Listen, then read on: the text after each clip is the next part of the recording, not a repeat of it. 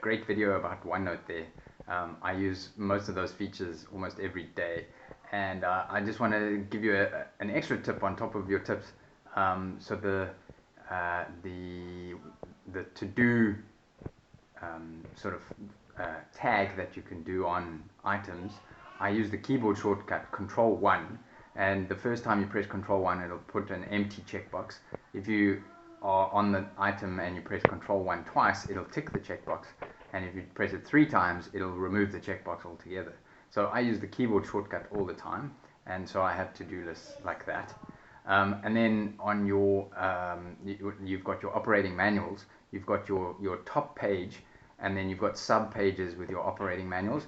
In my top page I create links to the sub pages, so it's almost like an index, and all you do is you right click on the sub page and say copy link, and then back in your top page, your index page, you just paste the link, and it pastes it with the nice name that you've given the page. So you've got like an index that you can click on, a clickable index in your top level page, and it'll take you directly to that sub page. So try that, that's awesome.